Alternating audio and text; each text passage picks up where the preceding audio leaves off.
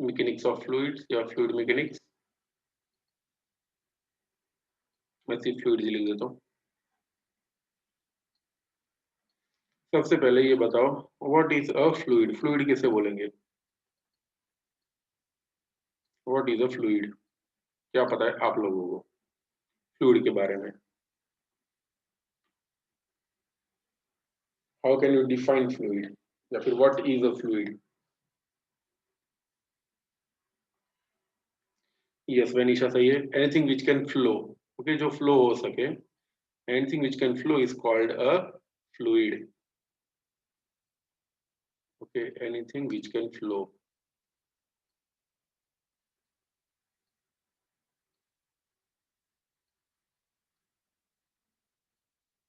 जो फ्लो हो सके उसे बोलते हैं फ्लूइड। याद रखना फ्लूइड्स में दो चीजें आ जाएगी, you will have all the liquids and all the gases. सारे गैस फ्लूइड रहते हैं, all liquids are also fluids. चलो ये तो एकदम बेसिक वाला डेफिनेशन था। ये चैप्टर में हम लोग क्या पढ़ने वाले हैं, फ्लूइड मैकेनिक्स के स्टार्टिंग में will see the some basic definition of pressure and all. पहले हम लोग देख लेंगे प्रेशर क्या होता है, उसके रूल्स क्या होते हैं प्रेशर के। उसके बाद will study about fluid flow. तो फ्लूइड फ्लो होगा तो क्या होगा, और उसके बाद in the latter part of this chapter last में हम लोग देखेंगे capillarity and surface tension.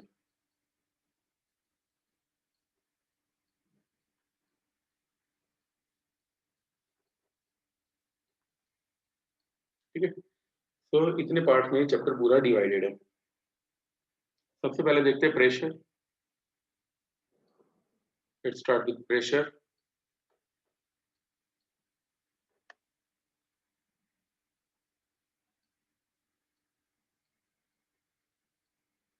Pressure last chapter में भी हम लोग पढ़ चुके हैं, उससे पहले भी पढ़ चुके हैं।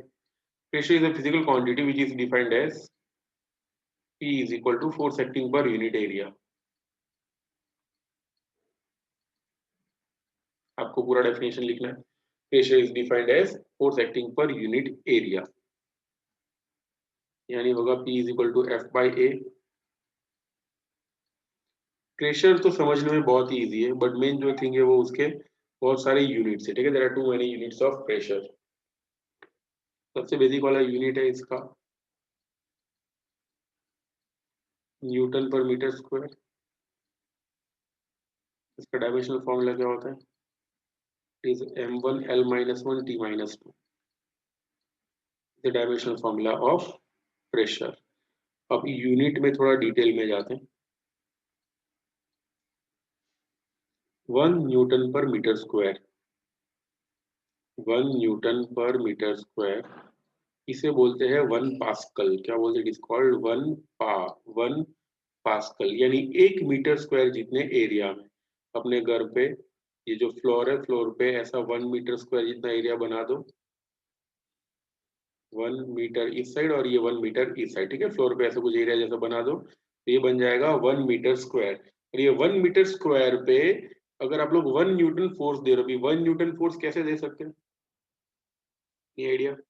तो देखो F is equal to M G होता है, F is equal to M into G. G का वैल्यू मान लेते हैं 10। अगर फोर्स को 1 न्यूटन करना तो मास कितना होना चाहिए, 0.1 kg, 0.1 kg यानी 100 ग्राम। तो अगर ये 1 मीटर स्क्वायर जितने एरिया पे अगर हम लोग 100 ग्राम जितना कोई मास रख देते पूरे एरिया पे, तो ये जो एरिया पे प्रेशर लगेगा that is said to be 1 pascal. Okay, तो कितना वाटर रखना है उसके ऊपर, 100 ग्राम। ठीक है, 100 ग्राम वाटर का मास, सॉरी 100 ml जो वाटर होता है उसका मास भी 100 ग्राम ही होता है, बिकॉज उसकी डेंसिटी 1 होती है। तो अगर 1 मीटर जितने एरिया में 100 ml जितना वाटर रख दे, 100 ml जितना वाटर यानी अप्रोक्सीमेटली कितना होगा, आप लोगों ने वो 200 ml की थम्स अप या पेप्सी या जो भी आती है वो पी होगी, उसका आधा कर दो, that will give you 100 ml। Okay, उतना 100 ml यहाँ पे रख देना है, तो प्रेशर जो लगेगा दैट विल बी 1 पास्कल। सच 10⁵ अगर ले लेते हैं, 10⁵ पास्कल, तो उसे बोलते हैं 1 बार। such 10⁵ Pascal makes 1 bar. Such 1.013 bar यानी होता है 1 atm यानी एटमॉस्फेरिक प्रेशर। तो एटमॉस्फेयर हमारे एरिया पे यानी हमारा जो बॉडी का सरफेस एरिया है, हमारे बॉडी का सरफेस एरिया मान लो ये 1 मीटर स्क्वायर जितना, यानी अपने बॉडी का पूरा स्किन का पोर्शन निकाल देते हैं जो एयर के साथ कांटेक्ट में, if it is 1 metre by 1 metre 1 metre square. तो हमारे ऊपर एटमॉस्फेयर कितना मास रखा हुआ है एटमॉस्फेयर ने, तो we can say mass is F is equal to mg के हिसाब से कैलकुलेट करें। ये तो 1 मीटर स्क्वायर ही है, तो we can say m is equal to F by G. हमारे ऊपर फोर्स लग रहा है 10⁵ न्यूटन डिवाइडेड बाय 10 करेंगे तो 10⁴ kg आएगा, यानी हमारे ऊपर एटमॉस्फेयर 10,000 kg जितना वेट फोर्स सॉरी मास रखा हुआ है, ठीक है, एटमॉस्फेयर ने 10⁴ kg जितना मास, इसीलिए हमारी स्किन अभी इतनी इंटैक्ट है। इससे थोड़ा भी प्रेशर कम हो जाए, इससे थोड़ा सा भी वेट अगर ये एटमॉस्फेयर हमारे ऊपर से ले ले तो हमको अच्छा फील नहीं होता, because we are adapted to live in this atmosphere. अगर हम लोग हायर एल्टीट्यूड पे चले जाए तो हमको अल्टीट्यूड सिकनेस तुरंत ही हो जाती है, बिकॉज उतना सा मास जो हमारे बॉडी के ऊपर अभी एटमॉस्फेयर लगा रहा है वो सब जगह से चला जाएगा थोड़ा बहुत, तो as a result we can feel altitude sickness. चलो ये 1 atm जो है 1 एटमॉस्फेरिक प्रेशर, अगर वो जो डॉक्टर पता है वो मर्क्यूरी वाला एक मीटर यूज करते हैं, तो जानको बीच they can find out the blood pressure, ठीक है, ब्लड प्रेशर फाइंड जो करते हैं ना इंस्ट्रूमेंट, वो उसमें मर्क्यूरी यूज होती है। तो वैसा मर्क्यूरी अगर हम लोग 760 mm जितना ले लेते, 760 mm जितनी मर्क्यूरी हम लोग ले लें तो उसे बोलते हैं 1 atm। तो प्रेशर 1 एटमॉस्फेरिक प्रेशर जो है it is pressure due to 760 mm of Hg।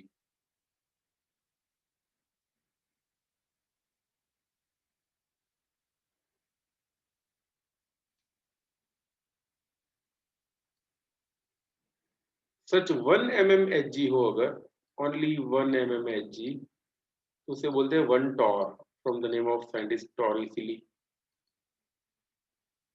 ये 760 mm Hg क्या है वो बताता हूँ। एक डब्बा ले लेते हैं और वो डब्बे के अंदर 760 mm तक मर्क्यूरी भर देते हैं, जैसे जैसा डब्बा,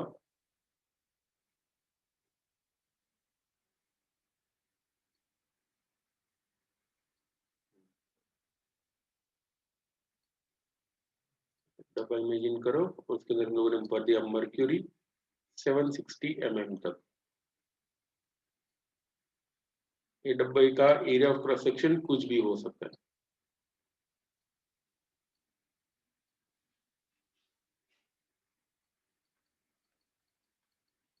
डब्बे के अंदर हम लोगों ने मर्क्यूरी भर दिया 760 mm तक। 760 mm यानी कितना होता है, इट इज 0.76 मीटर। उतना मर्क्यूरी अगर ये डब्बे में भर दे तो बॉटम पे जो प्रेशर लगेगा, pressure acting at the bottom, that will be 1 atmospheric pressure, उसी को बोलते हैं pressure due to 760 mm Hg। Okay, तो ये लिख लो जल्दी से and raise your hand.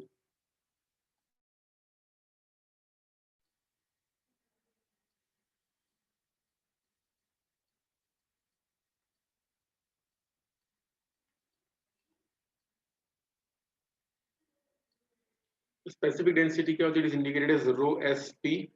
Row SP यानी रो स्पेसिफिक क्या होता है, it is the density upon density of water. Okay, किसी भी चीज की specific density is density of that object upon density of water. Density of water हमको लेना है 1 या फिर 1000 रो बाय, अगर पानी की डेंसिटी 1 लेते हैं तो 1 ग्राम पर सेंटीमीटर क्यूब होता है, या फिर we can take it is rho by 1000 kg पर मीटर क्यूब। याद रखना density of water is 1 gram per centimetre cube.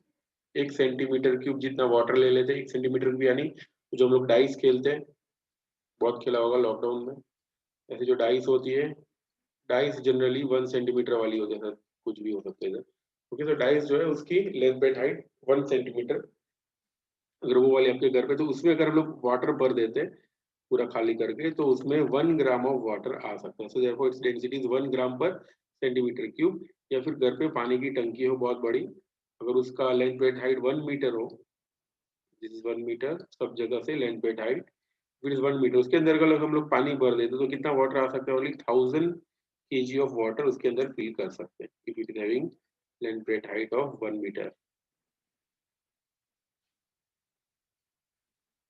But specific density याद रखना, it is a density upon density of water. Similarly एक और फिजिकल क्वांटिटी जिसे बोलते हैं रिलेटिव डेंसिटी।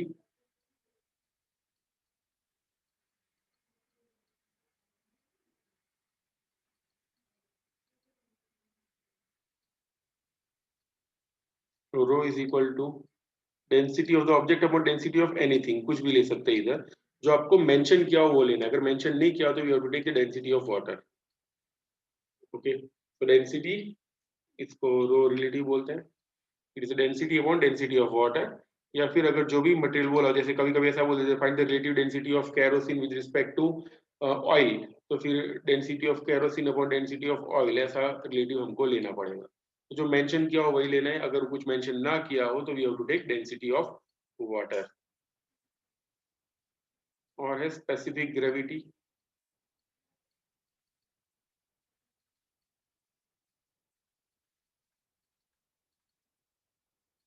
स्पेसिफिक ग्रेविटी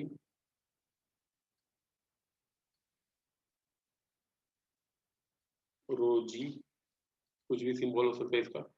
ये एक्चुअली होता है स्पेसिफिक डेंसिटी होती है, it is rho S P, but when the volume of water and volume of the object are same, ये रो बाय रो भी ले रहे हैं, ध्यान देना, रो बाय रो डब्ल्यू ले लिया। अब याद करो डेंसिटी इज इक्वल टू क्या होता है? Mass upon volume. ओके, ये वाला फॉर्मूला इधर रख देते हैं, तो ऊपर क्या आएगा? Mass upon volume divided by mass of water upon volume of water. अब अगर इसके बाद ये दोनों का वॉल्यूम भी सेम हो जाए, if volumes are equal, तो वॉल्यूम कट हो जाएगा, तब जो मास का रेशियो मिलेगा, mass upon mass of water जो भी मिला, उसे बोलते हैं उसकी स्पेसिफिक ग्रेविटी। तो स्पेसिफिक ग्रेविटी को स्पेसिफिक डेंसिटी भी ले सकते हैं, ठीक है, कोई प्रॉब्लम नहीं होगा। लिखो ये भी जल्दी से, and raise your hand. For example we want to find out specific gravity of sand, या फिर मान लो specific gravity of oil find करना है। स्पेसिफिक ग्रेविटी ऑफ ऑयल, ठीक है, ऑयल की स्पेसिफिक ग्रेविटी फाइंड करनी, तो करना क्या है? मास of oil upon mass of water ले लेना है, जिसमें दोनों का वॉल्यूम सेम होना चाहिए। तो कैसे लेंगे? करना क्या? एक ग्लास भर के ऑयल ले लो, दिस सपोज अ ग्लास, इस ग्लास में सबसे पहले ऑयल भर दो, और फिर ऑयल को वेइंग स्केल पे रख दो, जो भी आ रहा है वो will get the mass of oil.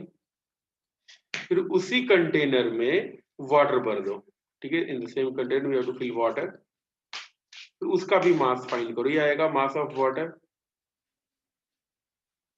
अब देखो दोनों का वॉल्यूम सेम लिया हुआ है, क्यों? Because we have taken the same container, इसलिए दोनों का वॉल्यूम सेम होगा। अब अगर इन दोनों का रेशियो फाइंड कर लेता हूं, mass of oil upon mass of water, water जो भी आएगा that will be said to be the specific gravity of the oil, ठीक है, ये ऑयल की स्पेसिफिक ग्रेविटी हो जाएगी। ओके, तो स्पेसिफिक ग्रेविटी एक टाइप की स्पेसिफिक डेंसिटी है, बट उसके अंदर वॉल्यूम जो है वो दोनों का सेम होता है। ऊपर वाले केस में वॉल्यूम सेम हो जाना हो ऐसा जरूरी नहीं है।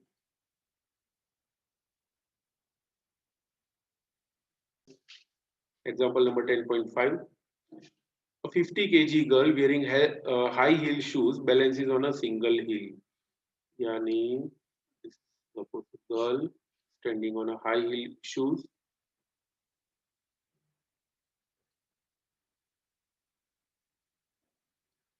अभी उसको शौक है एक पैर पे खड़े रहने का।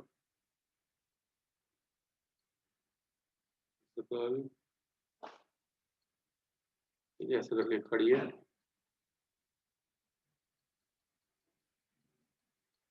Okay, so she is standing on a single heel. Mass कितना है इसका? Mass is 50 kg।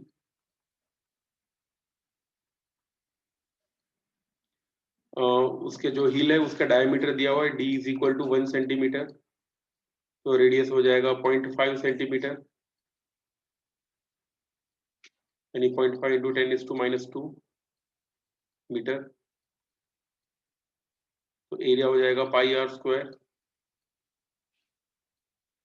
Area find कर लेना। फाइंड क्या करना है हमको? Finally find what is the pressure exerted by heel on the horizontal floor. कितना प्रेशर एक्सर्ट होगा फ्लोर पे, ये फाइंड करना है। To find out the final pressure, P का वैल्यू फाइंड करना है। तो चलो प्रेशर का वैल्यू क्या होता है? P is equal to force upon area. Force कितना लगा रही है वो? mg अपॉन एरिया है πr²। भगवान का दिया हुआ सब कुछ हमारे पास है, वैल्यू पुट अप करो, will get the answer. Okay, example number 10.5 ले लो screenshot. Torricelli's barometer used mercury। barometer क्या होता है? Is an instrument which is used to measure atmospheric pressure. इससे एटमॉस्फेरिक प्रेशर फाइंड कर सके उसे बोलते हैं बैरोमीटर। बैरोमीटर हमारे सिलेबस में नहीं है, बस ये वैसे कभी कभी आ जाते हैं न्यूमेरिकल्स में। तो टॉरिसिली ने एक बैरोमीटर बनाया था जिसमें उसने यूज किया था मर्क्यूरी। तो मान लो ये टॉरिसिली का बैरोमीटर है, ऐसा नहीं होता, थोड़ा अलग होता है। इसमें उसने यूज किया हुआ है मर्क्यूरी। अब पास्कल ने उसको डुप्लीकेट बनाया, ठीक है, duplicated it using French wine. उसको वाइन पसंद होगी शायद, इसीलिए फ्रेंच वाइन से बनाया, जो मर्क्यूरी से सस्ता भी होता है, मर्क्यूरी बहुत महंगा होता है। तो used a French wine and produce the same pressure, ठीक है, उतना ही प्रेशर उसने क्रिएट किया। Determine the height of wine column for normal atmospheric pressure. तो अगर प्रेशर नॉर्मल एटमॉस्फेयर वाला प्रेशर हो, P is equal to normal atmospheric यानी 1 atm जितना प्रेशर हो, तो हाइट ऑफ फ्रेंच वाइन कितनी होनी चाहिए?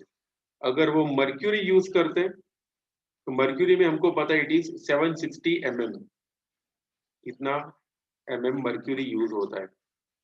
बट अगर फ्रेंच वाइन यूज करते हैं तो कितनी हाइट यूज करनी पड़ेगी, ये हमको find to find out the height which will produce this much pressure. Okay, तो चलो फाइंड करते हैं। प्रेशर दिया हुआ है 1 atm और ये डेंसिटी भी दी है, rho is equal to 984 kg पर मीटर क्यूब। चलो प्रेशर का फॉर्मूला क्या होता है? Pressure is equal to force upon area, ये तो सबको पता ही होगा। F यानी होता है mg, तो यहाँ पे लिखेंगे mg अपॉन एरिया। मास यानी डेंसिटी इंटू वॉल्यूम, तो लिखेंगे रो vg बाय एरिया। वॉल्यूम यानी क्या होता है? एरिया इंटू लेंथ या फिर एरिया इंटू हाइट, ये हो जाएगा rho A H into G by area. A cut होके we get rho H G. फिर से बता देता हूँ कहाँ से कहा क्या किया हम लोगों ने। एफ जो था उसकी जगह हम लोगों ने लिखा एम जी, ठीक है। इसमें जो एम था एम, उसकी जगह हम लोगों ने लिखा रो वी। इसमें जो वी है, वी की जगह हम लोगों ने लिखा A H, area into height. फिर क्या किया हम लोगों ने? एरिया एरिया को कट कर दिया, area area cut, will get rho H ji.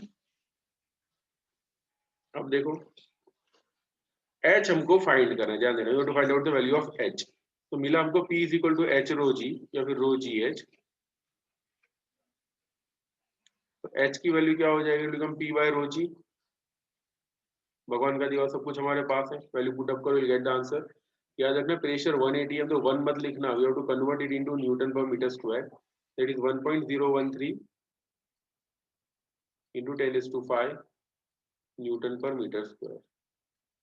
Okay, अगर मान लो ये पूरा नहीं लिखना हो आपको, आप डायरेक्ट भी लिख सकते हो, we know that P is equal to H rho G, यहाँ से भी न्यूमेरिकल स्टार्ट हो सकता है। ओके, उसमें कोई प्रॉब्लम नहीं होगा। तो ले लो इसका screenshot, then raise your hand. Pascal's law,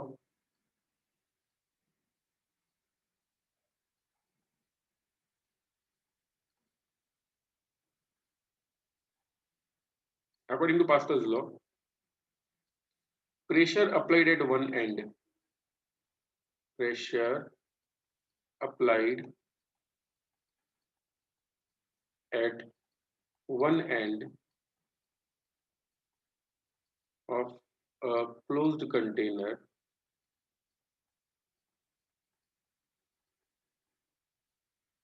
with filled with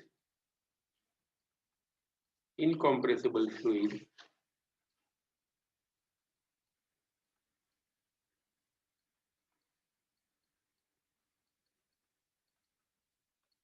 passes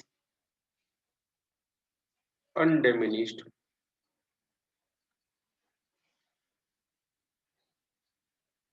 to all the other parts of container.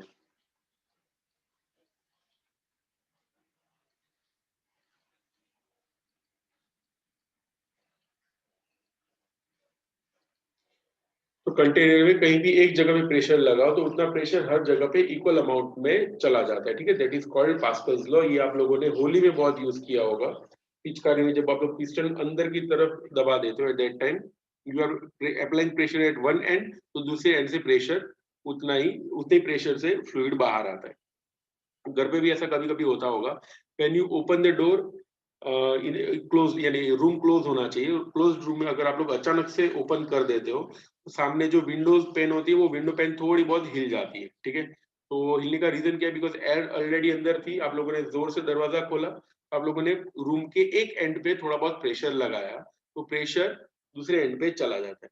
देखो रूम के अंदर जो भी कंटेनर है, यानी रूम एक कंटेनर इमेजिन को, उसमें जो फ्लूइड इट इज कॉम्प्रेसिबल, यानी एयर जो है वो आसानी से कॉम्प्रेस हो सकती है। तो ये 100% एप्लीकेबल नहीं होगा यहाँ पे रूम के अंदर। अगर 100% एप्लीकेबल होता तो विंडो टूट जाती आराम से, या फिर विंडो को थोड़ा बहुत भी हिला देते तो दरवाजा भी टूट सकता है। तो पास्कल्स लॉ याद रखना, एक एंड पे प्रेशर लगाते तो वो बाकी सारे जगह पे इक्वल अमाउंट में चला जाता है। जैसे इमेजिन ऐसा एक कंटेनर इमेजिन करो, कंटेनर, इसके अंदर फ्लूइड भरा हुआ है, ठीक है। यहाँ से एक खाली है and incompressible fluid is filled.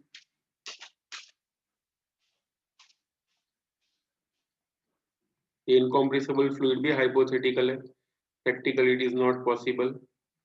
कुछ फ्लूइड होते हैं वो सर्टेन स्ट्रेस लेवल तक वो इनकॉम्प्रेसिबल होते हैं, बाद में वो भी कॉम्प्रेस हो जाते हैं।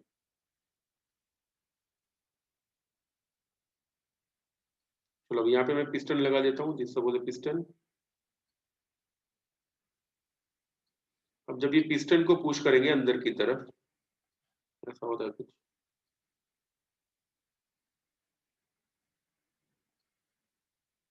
यस। पिस्टन को जब अंदर की तरफ पुश करेंगे,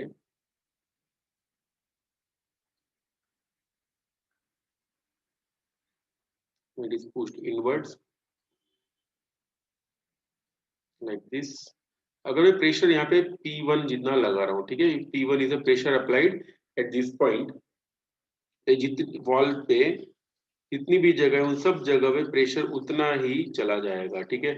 जितना प्रेशर यहाँ पे दे, जैसे यहाँ पे प्रेशर दे रहा हूँ मैं 1 पास्कल, ये सब जगह पे 1 पास्कल 1 पास्कल 1 पास्कल 1 पास्कल उतना सब जगह पे फैल जाएगा। ऐसा मत सोचना कि 1 पास्कल डिवाइडेड बाई इतने नंबर, ऐसा कुछ नहीं होगा।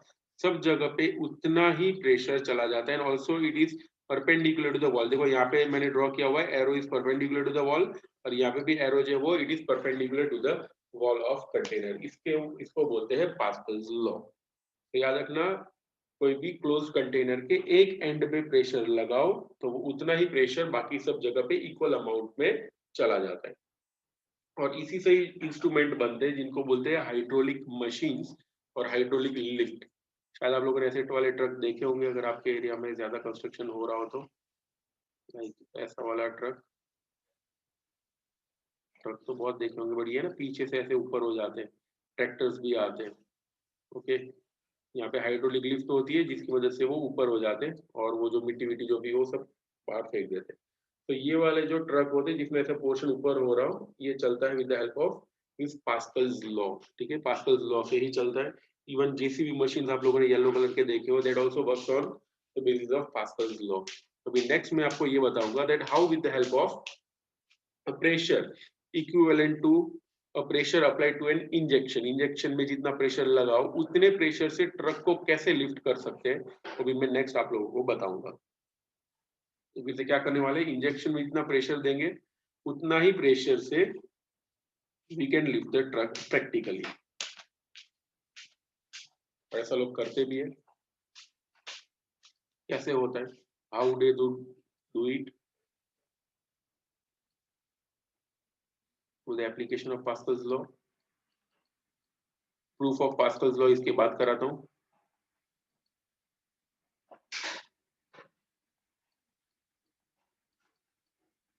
पास्कल्स लॉ के बहुत सारे एप्लीकेशन है। इवन हाइड्रोलिक ब्रेक्स जो अपने कार में होती है, पता है कार में एक ब्रेक फ्लूइड होता है, वो फ्लूइड इसीलिए जरूरी होता है because it is a type of incompressible in certain temperature. As a result वो वाला फ्लूइड भी यूज है, अगर वो फ्लूइड भी खत्म हो जाए तो भी ब्रेक फेल हो सकती है। तो था ये there is a container like this,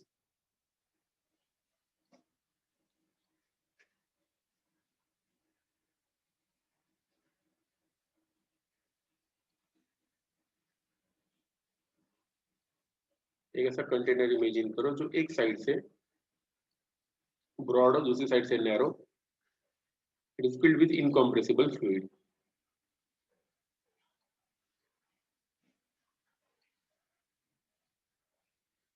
It's filled with incompressible fluid.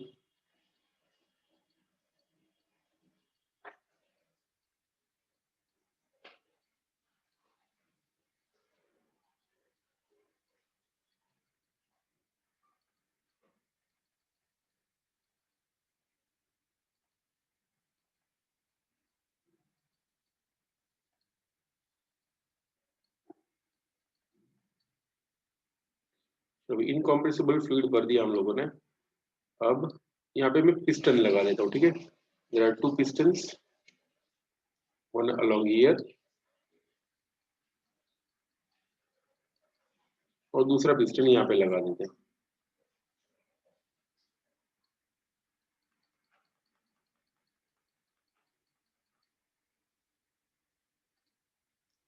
Now if left hand side का एरिया ऑफ क्रॉस सेक्शन है A1, इसका एरिया ऑफ क्रॉस सेक्शन है A2, लेफ्ट हैंड साइड जो मैं फोर्स लगा रहा हूँ दैट फोर्स इज F1, उसकी वजह से राइट हैंड साइड जो फोर्स लग रहा है ऊपर की डायरेक्शन में that force is F2। Left hand side जो प्रेशर लग रहा है वो है P1, राइट हैंड साइड जो प्रेशर लग रहा है दैट इज P2। तो बताओ ये P1 और P2 क्या रिलेशन होगा इन दोनों के बीच में, P1 और P2 कैसे होंगे, P1 बड़ा होगा P2 बड़ा होगा या दोनों सेम होंगे, बताओ जल्दी से। What can we say about P1 and P2? Yes, Rhythm and Vanisha सही आंसर है। अकॉर्डिंग टू पास्कल्स लॉ जितना प्रेशर हम लोग लेफ्ट एंड पे लगाएंगे उतना ही प्रेशर राइट एंड पे लगेगा। Both the pressures are equal, P1 will be equal to P2, ये दोनों प्रेशर सेम होंगे। We can write P1 is equal to P2। अगर P1 P2 सेम है, प्रेशर यानी फोर्स अपॉन एरिया, तो F1 by A1 is equal to F2 by A2 होगा। अगर F1 by A1 is equal to F2 by A2 है, तो I can write F2 is equal to force acting on 2, यानी right hand side वाला जो piston है उसके ऊपर जो फोर्स लग रहा है that will be ये A1 होगा, इधर मैंने गलती से A2 लिख दिया, it is A1। yes, so F2 की वैल्यू होगी A2 by A1 into F1। अब राइट हैंड साइड वाला एरिया बहुत बड़ा कर देते हैं, ठीक है। राइट हैंड साइड वाला एरिया बड़ा, इतना बड़ा कि इसके ऊपर एक पूरा ट्रक आ जाए, ठीक है, ऐसा ट्रक। और ये जो right hand left hand side वाला पोर्शन इसको इतना छोटा कर देती कि वो इंजेक्शन बन जाए, ठीक है, दिस बिकम्स एन इंजेक्शन। तो अगर मैं A1 को कम करूंगा तो F2 की वैल्यू क्या होगी, सोचो। If A1 is decreased, F2 बढ़ेगा, राइट हैंड साइड वाला प्रेशर बढ़ जाएगा, फोर्स बढ़ेगा।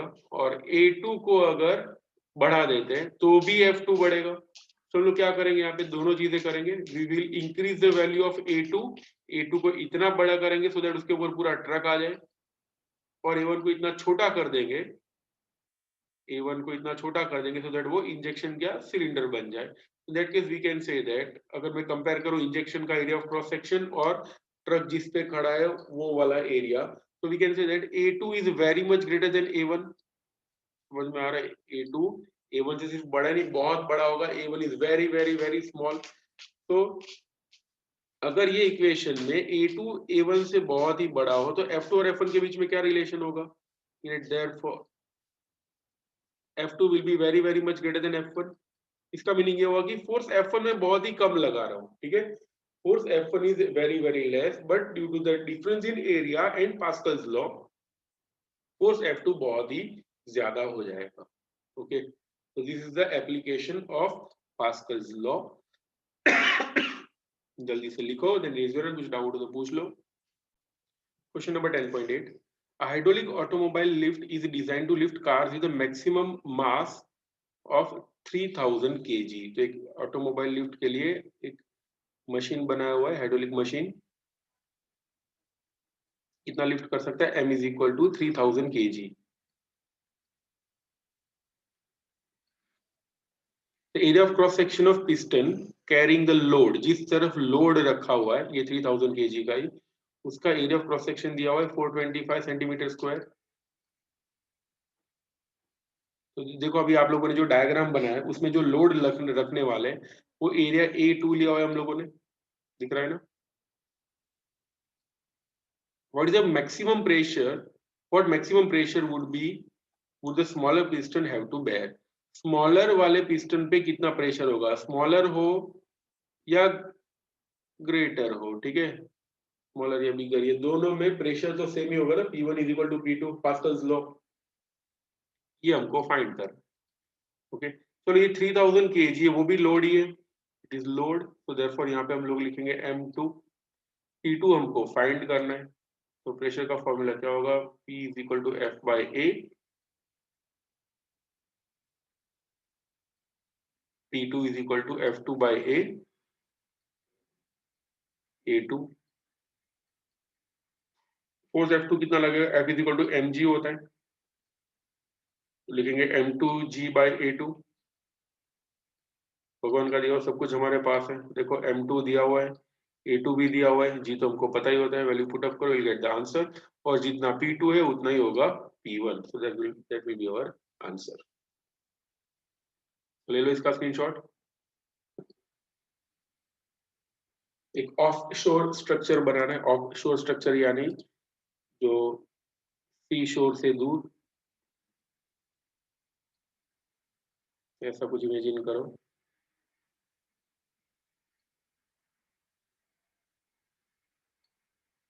वाटर,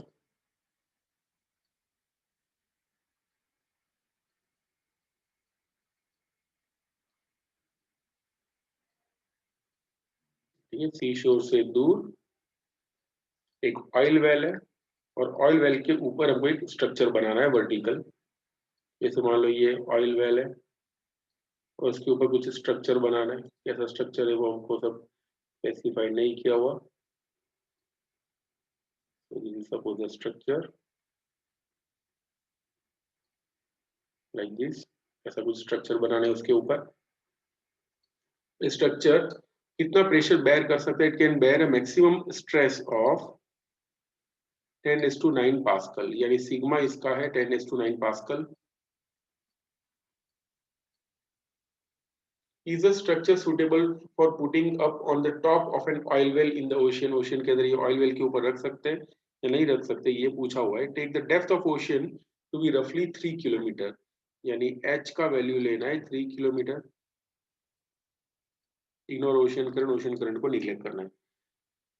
सो ओशन करंट यानी वो इलेक्ट्रिक करंट नहीं होता, बट इट इज द, पता ना अर्थ के नीचे ऐसे बहुत सारे फ्लो होते रहते हैं, okay, those are called oceanic currents. फिर कभी डिटेल में बात करेंगे उसके बारे में। अभी तो हमको फाइंड करना है कि ये वो प्रेशर बेयर कर पाएगा इतना स्ट्रेस या नहीं कर पाएगा। सबसे पहले ये डेप्थ है 3 किलोमीटर, ये वाली 3 किलोमीटर, इस पॉइंट पे प्रेशर कितना लगेगा? Net P is equal to H rho g होता है, अभी पढ़ा था हम लोगों ने, P is equal to H rho ji.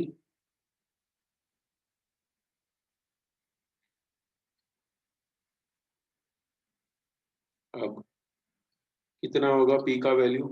P will be H यानी 3 किलोमीटर है, यानी 3000 मीटर।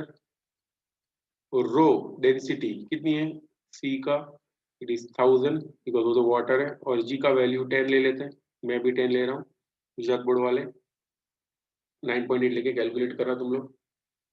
यस, सो प्रेशर इतना लग रहा है ड्यू टू डेप्थ। अब देखो जब ये यहाँ पे होगा, ठीक है, ड्यू टू एटमोस्फियर ऑल्सो ऊपर से कुछ प्रेशर लगेगा, there will be pressure due to atmosphere also. मैं टोटल प्रेशर लिख रहा हूँ, ये हाइट की वजह से तो होगा ही, प्लस एटमोस्फियर की वजह से भी होगा। और एटमोस्फियर का प्रेशर कितना होता है? 180 m। मैं PA लिख रहा हूँ, PA stands for atmospheric pressure. तो टोटल प्रेशर हो जाएगा 3 × 10⁻1 2 3 4 5 6 7 प्लस एटमोस्फियर का प्रेशर 1.013 इंटू 10�5। इन दोनों को ऐड करेंगे तो जो भी आएगा वो रफली 3 पॉइंट कितना होगा, लाइक 3.01 या फिर 3 × 10�7 ही बोल सकते हैं इसे, रफली इतना पास्कल। इतना प्रेशर टोटल लग रहा है, ठीक है, due to ocean.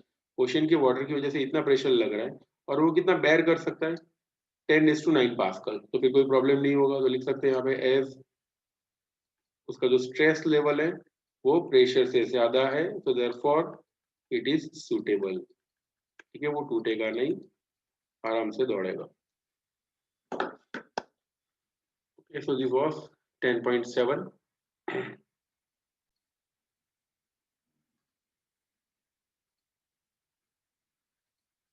Two syringes of different cross sections without needles, यानी syringe में से needle निकाल दिए, filled with water connected with a tightly fitted rubber tube। पहले थोड़ा ये सब ड्रॉ कर देते हैं तो इमेजिनेशन में ज्यादा दिमाग ना बिगड़े।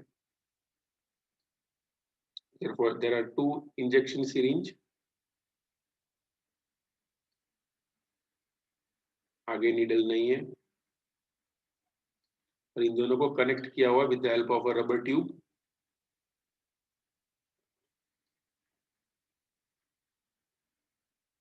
ये रबर ट्यूब से कनेक्ट कर दिया हम लोगों ने। इससे भरा हुआ it is filled with water. इसमें भी पिस्टन होते हैं,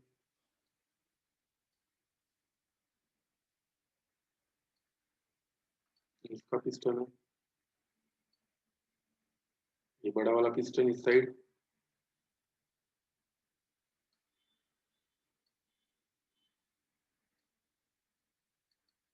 यहाँ पे सब वाटर है।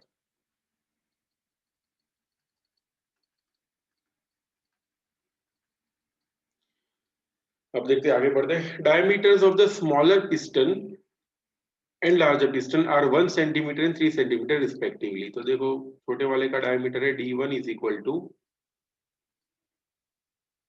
1 सेंटीमीटर, दूसरे वाले का डायमीटर है 3 सेंटीमीटर। फाइंड कर रहे हैं force exerted on larger piston, इसके ऊपर कितना फोर्स लगेगा, दैट इज F2। ये हमको फाइंड करना है। मैंने force of 10 newton is applied to the smaller piston, इसके ऊपर फोर्स लग रहा है F1 is equal to 10 Newton. तो सबसे पहले ए पार्ट फाइंड कर लेते हैं। F1 दिया हुआ है, F2 फाइंड करना है। चलो डायमीटर से एरिया कैसे फाइंड होता है, तो एरिया का फॉर्मूला होता है A is equal to pi r square. याद रखना, area is equal to pi r square, area of cross section. अगर रेडियस की जगह डायमीटर लिख दे तो पाई इंटू रेडियस यानी डायमीटर डिवाइडेड बाई 2 होता है ना, तो इसका स्क्वायर बोल सकते हैं। और we get pi d square by 4 भी बोल सकते हैं। तो एरिया का फॉर्मूला है A is equal to pi d square by 4, the formula of area. तो अभी F2 फाइंड करते हैं। देखो we know that according to Pascal's law लिखना बहुत जरूरी है। P1 is equal to P2, P1 यानी F1 बाय A1, P2 यानी F2 by A2। Therefore force F2 की वैल्यू क्या होगी, F2 will be A2 bye A1 into F1। A2 यानी पाई डी 2 स्क्वायर बाय 4 A1 यानी पाई D1 square by 4 into F1 is F2। अब जो cut होता है वो कट कर देते हैं, पाई पाई 4 और 4 कट हो जाएगा, D रहेगा, get F2 is equal to D2 by D1 the whole square into F1।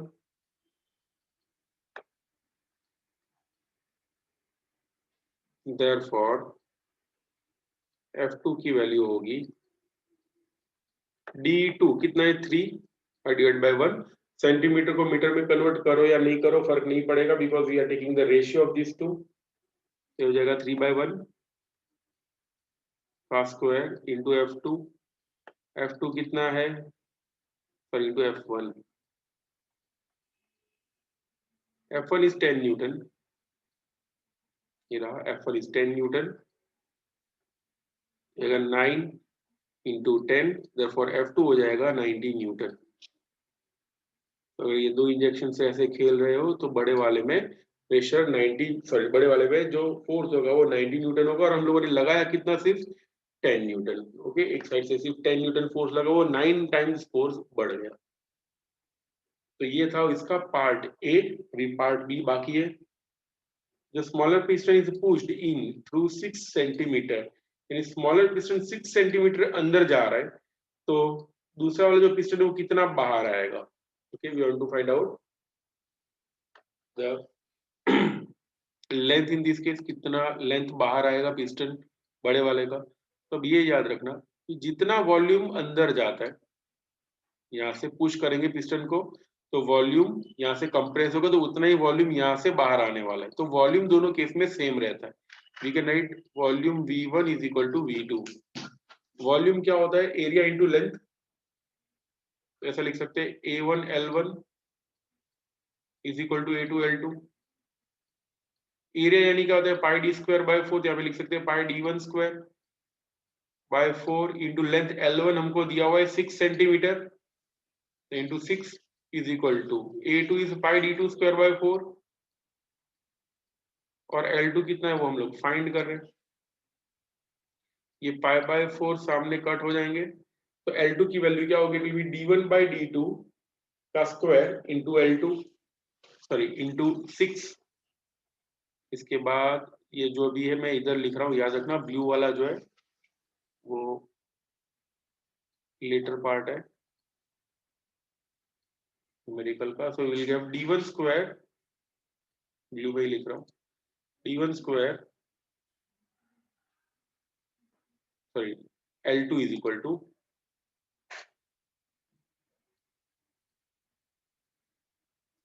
D1 by D2 the whole square into 6, that is equal to 1 by 3 the whole square into 6, यानी 6/9 कितना होगा, 6/9 यानी 1.5 होता है शायद, नहीं 0.75 होगा, जो भी होगा देख लेना, कितना सेंटीमीटर वो बाहर आएगा। ओके, सेंटीमीटर को मीटर में हम लोगों ने कन्वर्ट नहीं किया हुआ, इसलिए आंसर सेंटीमीटर में ही आएगा। तो ले लो इसका भी स्क्रीनशॉट। तो 0.66 आंसर आ रहा है। Okay, 0.66 centimetre, that will be our answer. Two thigh bones, जिसे फीमर बोन भी बोलते हैं, each of cross section area, एक का क्रॉस सेक्शन एरिया दिया हुआ है 10 centimetre square. Support the upper part of a human body of mass, दिया हुआ है 40 kg, 40 kg मास को सपोर्ट कर रहा है ये। एस्टिमेट द प्रेशर, कितना प्रेशर लगेगा ये हमको फाइंड करना है, बहुत इजी है। Pressure is equal to force upon area, F is equal to mg upon area. इसमें ये जो मास लेंगे ना, that we have to take effective mass, because ये जो मास दिया हुआ है it is the total mass of the body. ठीक है, ये पूरे बॉडी का मास है। एक फीमर बोन पे कितना मास आएगा, तो 20 kg आएगा, ज्यादा नहीं आएगा, तो डिस्ट्रीब्यूट होगा।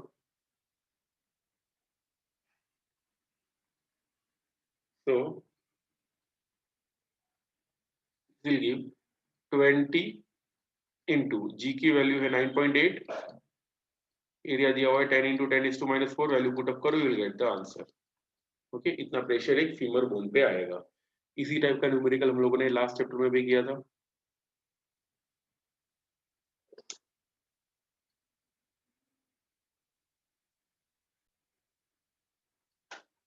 तो proof of Pascal's law next lecture में करने वाले हैं, और ये ज्योमेट्री अभी समझ लेना।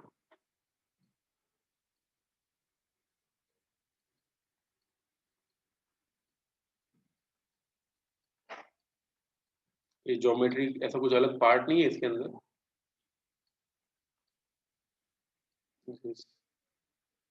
ज्योमेट्री, इमेजिन अ प्रिज्म,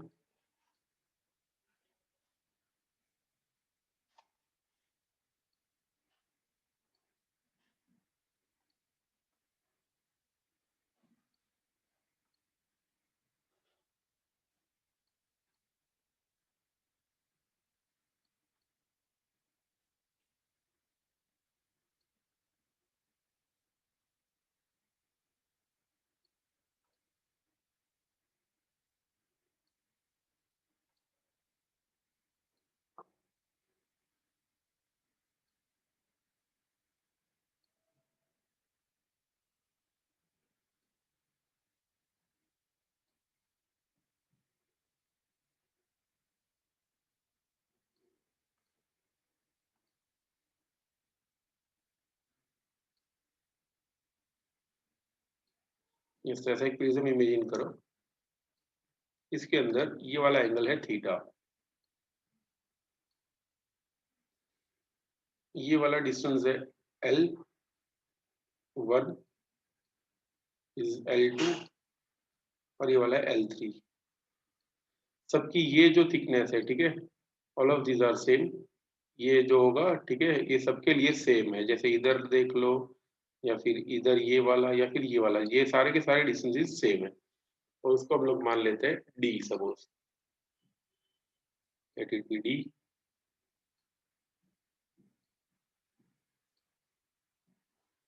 तो ये बताओ, ये जो नीचे वाला एरिया होगा वो कितना होगा? जो ग्रीन कलर का बता रहा हूँ वो एरिया कितना होगा? को मैं A1 बोल देता हूँ। What is the value of A1? बोल सकते हैं L1 इंटू डी। हो जा रहा है, L1 इंटू डी होगा। वैसे ही ये रेड वाला जो पोर्शन दिख रहा है, वो एरिया होगा A2 is equal to L2 into D. And ये जो पिंक कलर का एरिया दिख रहा है, जो स्लैंटिंग है, वो एरिया कितना होगा? It will be A3 is equal to L3 into D. ये तो इजी है, ठीक है। जब L3 हाइपोटेनस है, अब ध्यान देना, इन दिस ट्राइंगल, ठीक है, जो सामने वाली तरफ ये जो ट्राइंगल दिख रहा है, ये वाला ट्राइंगल, ठीक है, इस ट्राइंगल को ये देखना अभी। For this triangle we can say sine theta का फॉर्मूला होगा, formula of sine theta is equal to length of opposite side that is L2 by hypotenuse यानी L3।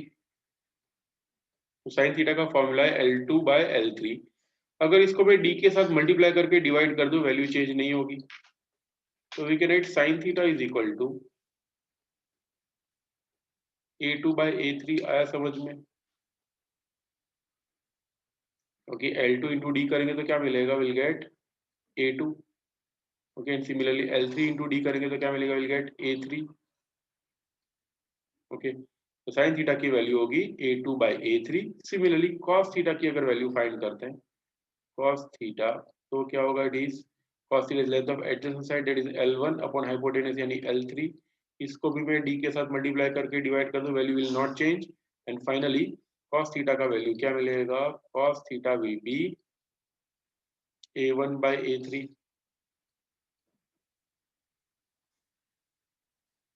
Value of cos theta. तो next time जब मैं ये proof of Pascal's law कराऊंगा that time में सीधा ऐसे लिख दूंगा, we know that sin theta is equal to a2 by a3 area के टर्म्स में, और cos थीटा भी a1 by a3 में डायरेक्टली लिख लूंगा। ओके, तो ये समझ लेना, ठीक है, लिखने की जरूरत नहीं है, समझ लेना सिर्फ। ओके, ये फार्क बहुत कम हुआ syllabus, proof of Pascal's law तक ही हुआ, पास्कल्स लॉ रह गया। ये अटेंडेंस में ले लेता हूँ सबकी, एक ही जन एब्सेंट है शायद, वो भी आके वापस चला गया, no problem. Says you can leave now. और होमवर्क में जितने भी न्यूमेरिकल्स आज करे वो सारे के सारे 3 टाइम्स करने हैं।